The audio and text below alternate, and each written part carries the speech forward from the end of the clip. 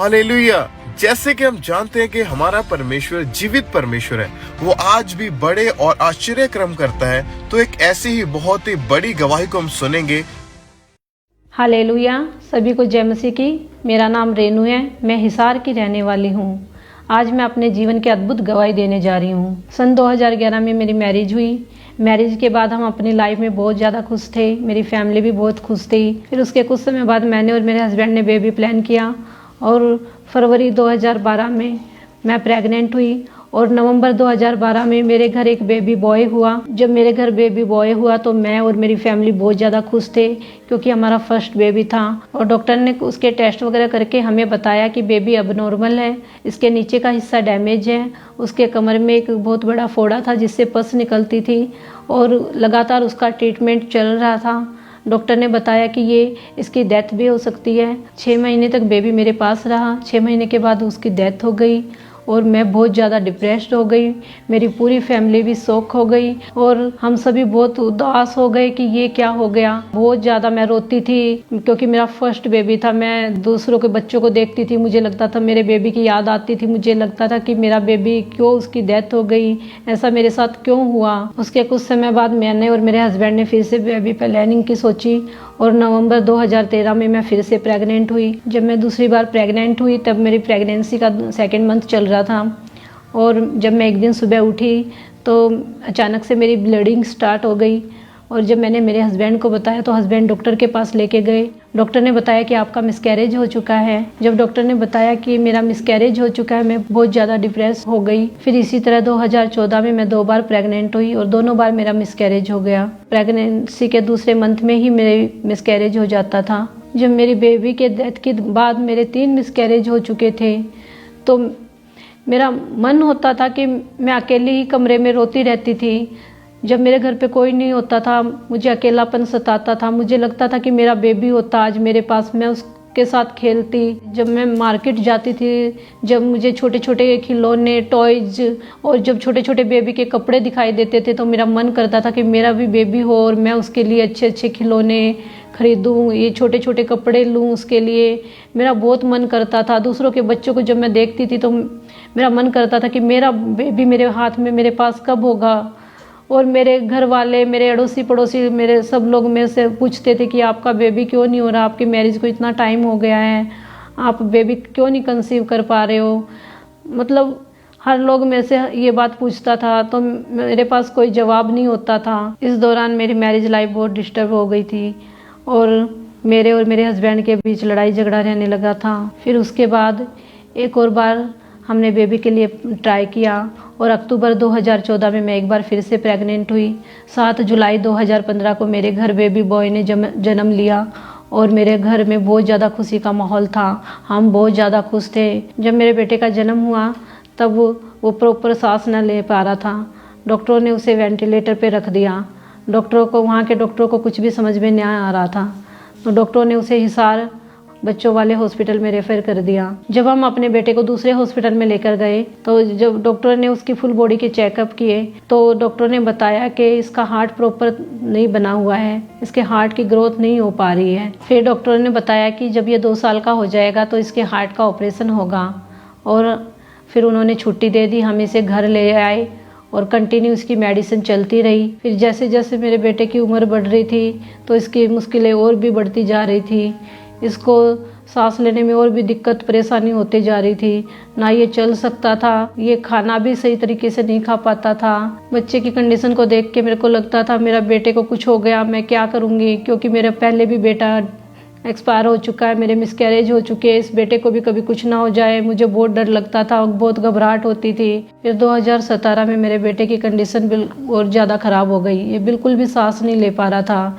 इसके हाथ पाँव भी, आंखें चढ़ जाती थी, हाथ पांव भी मुड़ जाते थे, इसे सांस नहीं आ पाती थी। जब हम दिल्ली के बड़े हॉस्पिटल में इसे लेके गए तो डॉक्टर ने बताया कि इसका हार्ट का ऑपरेशन अब नहीं हो सकता क्योंकि इसका वेट बहुत ज़्यादा कम है और इसका जान जाने का भी खतरा है।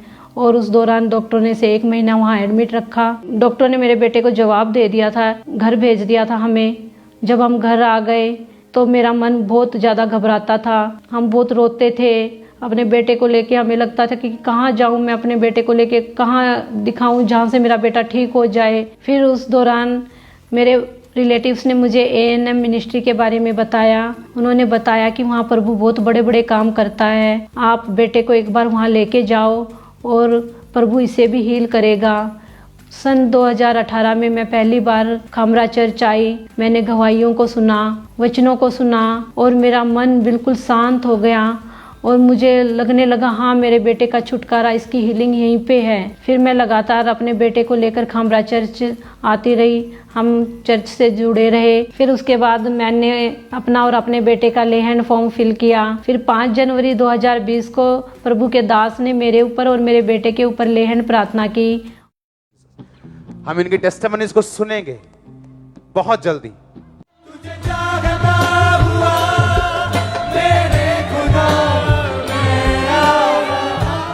उस प्रार्थना के दौरान प्रभु की सामर्थ ने मेरे बेटे के जीवन में काम किया और मेरा बेटा धीरे धीरे रिकवर होने लगा, धीरे धीरे उसकी हीलिंग होने लगी और वो बिल्कुल नॉर्मल हो गया। उस लेहन प्रार्थना के बाद मेरा बेटा बिल्कुल अच्छे से सांस ले पा रहा है, चल फिर पा रहा है और खाना खाता है अच्छे से, स्कूल जाता है, क्लास में फर्स्ट नंबर आता है और वो बिल्कुल नॉर्मल है। अब बिल्कुल नॉर्मल बच्चों की तरह वो रहता है। अब उसकी कोई मेडिसिन नहीं चल रही, जो डॉक्टरों ने उसे मेडिसिन दी थी कि इसे लाइफ टाइम देनी है, अब हम वो भी नहीं उसे देते हैं। अब मेरी मैरिज लाइफ अच्छे से चल रही है, मैं अपनी लाइफ में बहुत ज़्यादा खुश हूँ। इसके साथ साथ प्रभु ने मुझे एक और बेबी के साथ ब्लेस किया है। मैं अपने दोनों बच्चों के साथ अब बहुत ज़्यादा खुश हूँ। जिन बहनों के पास बच्चे नहीं हैं या उनके बच्चे काफ़ी समय से बीमार रहते हैं, मैं उन बहनों को कहना चाहती हूँ कि एक बार प्रभु यीशु मसीह के पास आइए और प्रभु आपके जीवन में भी बड़े बड़े काम करेगा। जैसे उसने मेरे जीवन में काम किया, मेरे बेटे को ब्लेस किया है, उसे चंगाई दी है, वो आपको भी चंगाई देगा, आपको भी बेबी के साथ ब्लेस करेगा।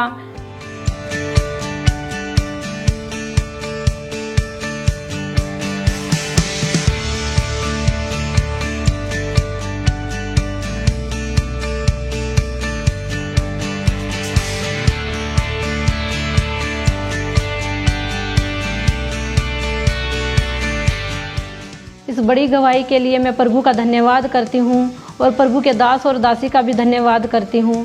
सभी को जय मसीह की।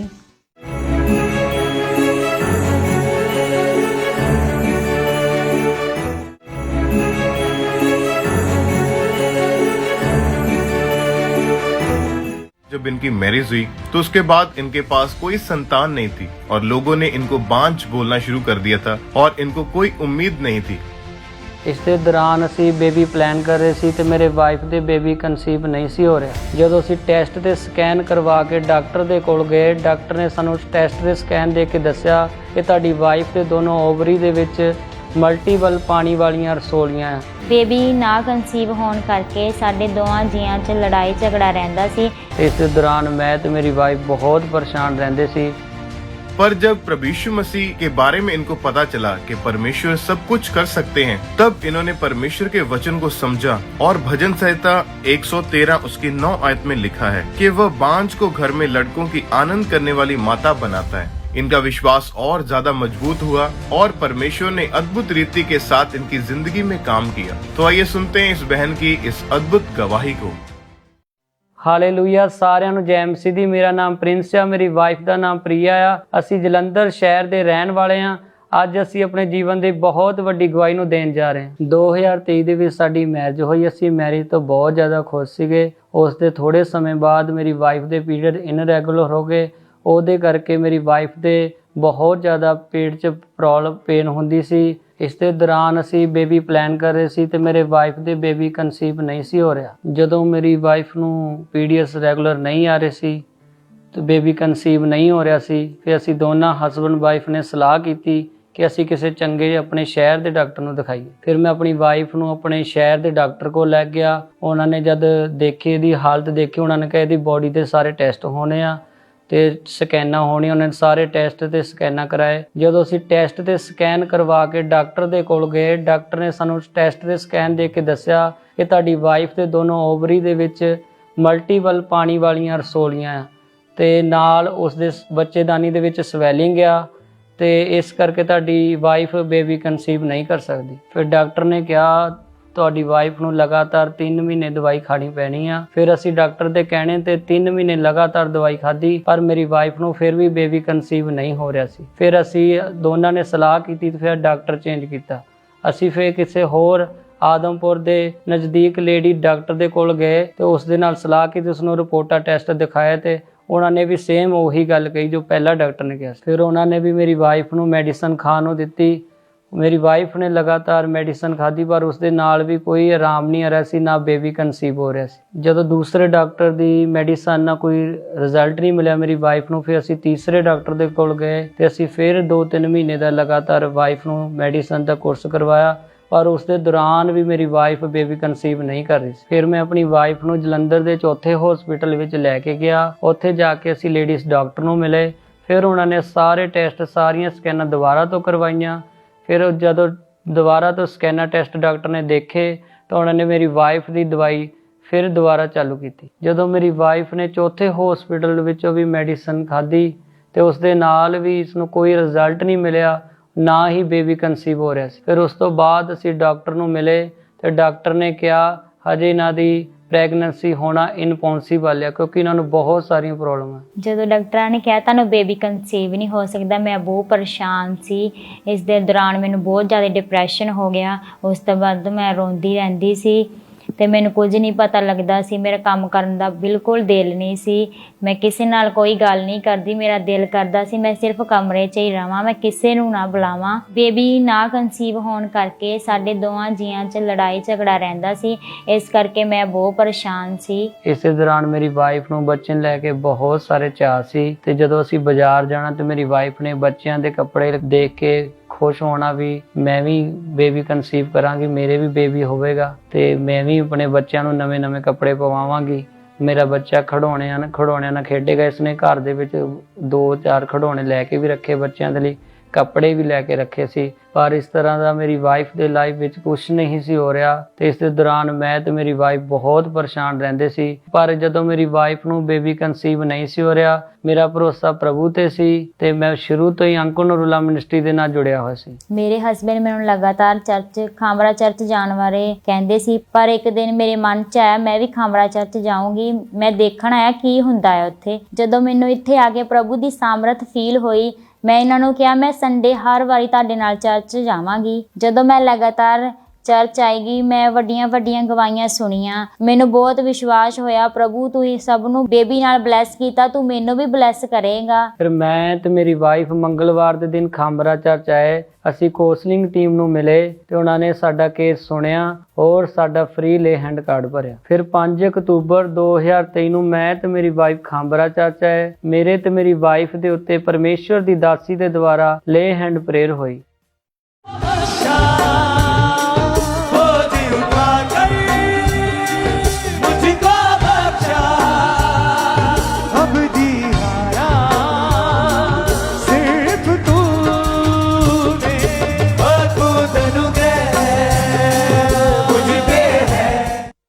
ਜਦੋਂ ਸਾਮਰਥੀ ਹੱਥ ਮੇਰੇ ਤੇ ਮੇਰੀ ਵਾਈਫ ਦੇ ਸਿਰ ਦੇ ਉੱਤੇ ਆਇਆ ਤੇ ਉਸ ਦੇ ਨਾਲ ਸਾਡੀ ਬੋਡੀ ਸਾਮਰਥ ਦੇ ਨਾਲ ਭਰ ਗਈ। ਉਸ ਪ੍ਰੇਅਰ ਤੋਂ ਬਾਅਦ ਮੇਰੇ ਪੀਰੀਅਡ ਰੈਗੂਲਰ ਹੋ ਗਏ, ਮੈਨੂੰ ਕੋਈ ਪੇਨ ਨਹੀਂ ਹੁੰਦੀ ਸੀ। ਉਸ ਦੇ ਨਾਲ ਮੇਰੀ ਵਾਈਫ ਨੂੰ ਜਦੋਂ ਅਸੀਂ ਟੈਸਟ ਕਰਵਾਏ ਤਾਂ ਯੂਟਰਸ ਦੇ ਵਿੱਚ ਕੋਈ ਸਵੈਲਿੰਗ ਨਹੀਂ ਸੀ, ਉਹਨਾਂ ਦੀ ਓਵਰੀਜ਼ ਦੇ ਵਿੱਚ ਕੋਈ ਰਸੋਲੀਆਂ ਨਹੀਂ ਸੀ। ਪਰਮੇਸ਼ਰ ਨੇ ਬਿਲਕੁਲ ਉਹਨਾਂ ਬਿਮਾਰੀਆਂ ਨੂੰ ਖਤਮ ਕਰ ਦਿੱਤਾ ਸੀ। ਉਸ ਤੋਂ ਥੋੜੇ ਟਾਈਮ ਬਾਅਦ ਜਦੋਂ ਮੇਰੀ ਵਾਈਫ ਨੇ ਆਪਣਾ ਪ੍ਰੈਗਨੈਂਸੀ ਟੈਸਟ ਕੀਤਾ ਤਾਂ ਮੇਰੀ ਵਾਈਫ ਪ੍ਰੈਗਨੈਂਟ ਸੀ ਤੇ ਅਸੀਂ ਦੋਨੋਂ ਜਣੇ ਉਸ ਟੈਸਟ ਨੂੰ ਦੇਖ ਕੇ ਬਹੁਤ ਖੁਸ਼ ਸੀ। ਫਿਰ ਪੂਰੀ ਪ੍ਰੈਗਨੈਂਸੀ ਦੇ ਦੌਰਾਨ ਮੇਰੀ ਵਾਈਫ ਨੂੰ ਔਰ ਮੇਰੇ ਬੱਚੇ ਨੂੰ ਪਰਮੇਸ਼ਰ ਨੇ ਸੰਭਾਲ ਕੇ ਰੱਖਿਆ। ਫਿਰ 10 ਨਵੰਬਰ 2024 ਨੂੰ ਪਰਮੇਸ਼ਰ ਨੇ ਸਾਨੂੰ ਹੈਲਦੀ ਬੇਬੀ ਬੁਆਏ ਦੇ ਨਾਲ ਬਲੈਸ ਕੀਤਾ। ਜਦੋਂ ਡਾਕਟਰਾਂ ਨੇ ਸਾਨੂੰ ਦੱਸਿਆ ਕਿ ਤੁਹਾਡੇ ਬੇਬੀ ਬੁਆਏ ਹੋਇਆ ਤਾਂ ਅਸੀਂ ਦੋਨੋਂ ਜਣੇ ਬਹੁਤ ਖੁਸ਼ ਹੋਏ।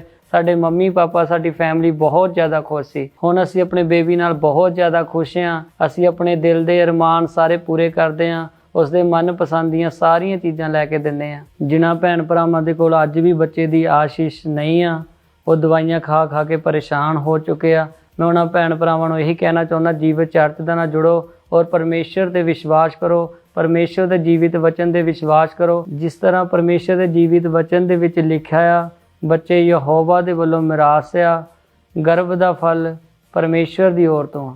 ਤੇ ਮੇਰਾ ਵਿਸ਼ਵਾਸ ਹੈ ਜਿਸ ਤਰ੍ਹਾਂ ਪਰਮੇਸ਼ਵਰ ਨੇ ਸਾਨੂੰ ਗਰਭ ਦੇ ਫਲ ਦੇ ਨਾਲ ਮੇਰੀ ਵਾਈਫ ਨੂੰ ਬਲੈਸ ਕੀਤਾ, ਉਹ ਤੁਹਾਨੂੰ ਵੀ ਜ਼ਰੂਰ ਬਲੈਸ ਕਰੇਗਾ।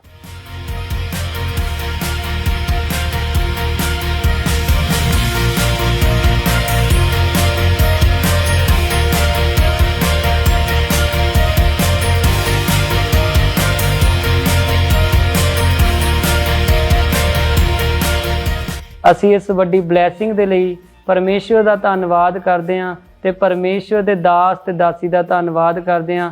ਸਾਰਿਆਂ ਨੂੰ ਜੈ ਮਸੀਹ ਦੀ। तारीफ करें जोर से शब्दन तालियों के साथ, जोर से जीवित परमेश्वर के नाम को महिमा दें, उसकी तारीफ करें जोर से तालियों के साथ।